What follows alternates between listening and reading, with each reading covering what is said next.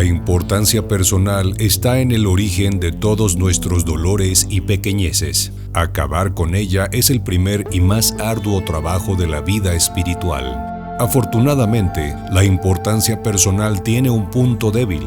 Depende del reconocimiento para subsistir. Si no damos importancia a la importancia personal, esta se acaba.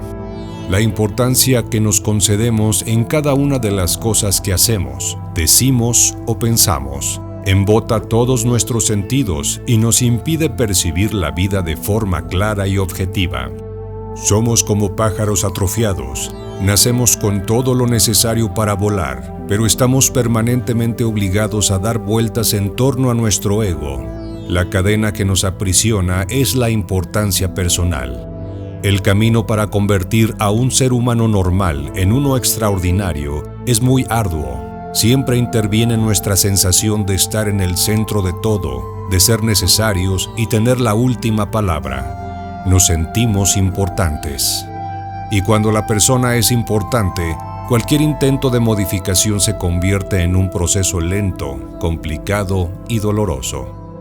Después de experimentar durante siglos situaciones que filtran nuestros modos de percibir el mundo, pasamos a considerar que estamos obligados a vivir en una única realidad, pero el universo está construido con principios muy maleables, que pueden acomodarse en formas casi infinitas de percepción. A partir de esta simplificación humana, fijamos nuestra atención en apenas uno de esos niveles, amoldándonos a él y aprendiendo a sentirlo como si fuese único. Así ha surgido la idea de que nosotros vivimos en un mundo exclusivo y por consiguiente se ha generado el sentimiento de ser un yo individual. Es un pariente cercano de lo que en psicología se denomina ego y en sociología ansiedad de estatus. Es una construcción mental que nos lleva a intentar diferenciarnos de los demás, a sentirnos superiores por la calidad de la casa en que vivimos, el vehículo en que nos movemos o la cantidad de dinero que ganamos. Usualmente, vamos por la vida dejando constancia de nuestros progresos. También podemos apelar a nuestros títulos académicos, al grado de autoridad que tenemos en la comunidad o lugar de trabajo, o inclusive a las amistades importantes, que nos confieren una importancia personal prestada. Basar nuestro bienestar emocional en la importancia personal es una receta para la permanente insatisfacción, porque la medida de la importancia solo tiene sentido en comparación con los demás. Como lo dijo el autor de la Desiderata hace siglos, si te comparas con otros puedes volverte vanidoso y amargo, porque siempre habrá personas más grandes y más pequeñas que tú.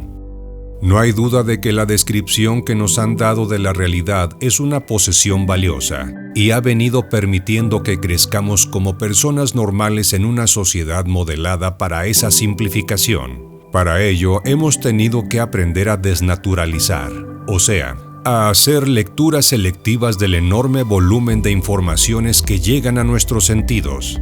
No obstante, una vez que esas lecturas filtradas se convierten en la realidad, la fijación de la atención funciona como un anteojo, pues nos impide tomar conciencia de nuestras increíbles posibilidades.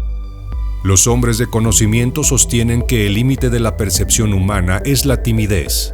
Para poder manipular el mundo que nos rodea, hemos tenido que renunciar a nuestro patrimonio perceptivo, que es la posibilidad de testimoniarlo todo. De ese modo, hemos sacrificado el vuelo de la conciencia por la seguridad de lo conocido.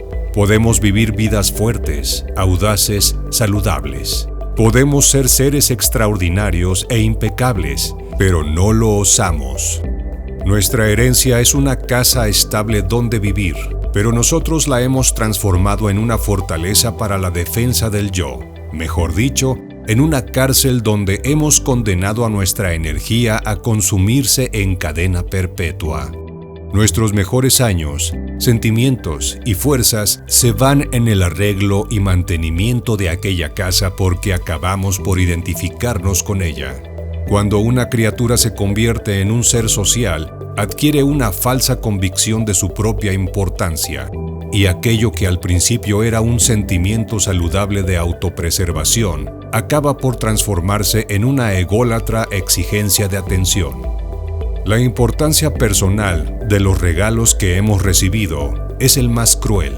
Convierte a una criatura mágica y llena de vida en un orgulloso asustado y con miedo de ser feliz. Debido a la importancia personal, estamos llenos de rencores, envidias, miedos, culpas y frustraciones. Nos dejamos guiar por los sentimientos de indulgencia y huimos del importante servicio del autoconocimiento, con pretextos como la pereza, el mayor enemigo de la espiritualidad. Por detrás de todo esto está una ansiedad que intentamos silenciar con un diálogo interno cada vez más denso y menos natural. La importancia personal es homicida, trunca el libre flujo de la energía, y esto es fatal. Ella es la responsable por nuestro final como individuos. Cuando aprendemos a dejar la importancia personal a un lado, el espíritu se abrirá, jubiloso, como el ave al ser puesta en libertad. Para combatir la importancia personal, el primer paso es saber que ella está ahí, reconocer sus escondrijos, sus gafas oscuras y sus coladeros ya es medio camino andado. Así, toma una cartulina y escribe: la importancia personal mata. Cuélgala en un lugar visible para ti. Lee esta frase diariamente. Intenta acordarte de ella en tu trabajo. Medita acerca de ella. Tal vez llegue el momento en que su significado penetre en tu interior y te decidas a hacer algo. El darse cuenta es ya por sí una gran ayuda. La importancia personal se alimenta de nuestros sentimientos, que pueden ir desde el deseo de estar bien y ser aceptado por los demás, hasta la arrogancia y el sarcasmo. Pero tu área de acción favorita es la compasión por ti mismo y por los demás, de forma que, para acecharla, tenemos, sobre todo, que descomponer nuestros sentimientos en sus mínimas partículas, descubriendo sus fuentes de nutrición. Pregúntate: ¿por qué me tomo tan en serio? ¿Cuán apegado estoy? ¿A qué dedico mi tiempo? Estas son cosas que podemos comenzar a modificar, acumulando energía suficiente para liberar un poquito de atención. Y eso, a su vez, permitirá que entremos más en el ejercicio.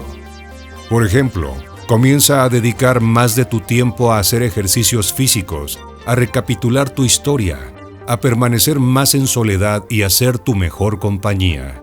Observa y revalúa los alimentos que aprecias ingerir. Parece algo sencillo, pero con esas prácticas nuestro panorama sensorial se redimensiona. Recuperamos algo que siempre ha estado ahí y dábamos por perdido. A partir de esas pequeñas modificaciones, podemos analizar elementos más difíciles de detectar, en los cuales nuestra vanidad se proyecta hasta la demencia. Por ejemplo, ¿cuáles son mis convicciones? ¿Me considero inmortal? ¿Soy especial? ¿Merezco que me consideren? Este tipo de análisis entra en el campo de las creencias, la verdadera fortaleza de los sentimientos. Así se debe emprender este análisis a través del silencio interno, estableciendo un fervoroso compromiso con la honradez. Caso contrario, la mente hará uso de todo tipo de justificaciones. Un modo de definir la importancia personal es entenderla como la proyección de nuestras debilidades a través de la interacción social. Es algo así como los gritos y actitudes prepotentes que adoptan algunos animales pequeños para disimular el hecho de que en realidad ellos no tienen defensas. Somos importantes porque tenemos miedo, y cuanto más miedo, más ego.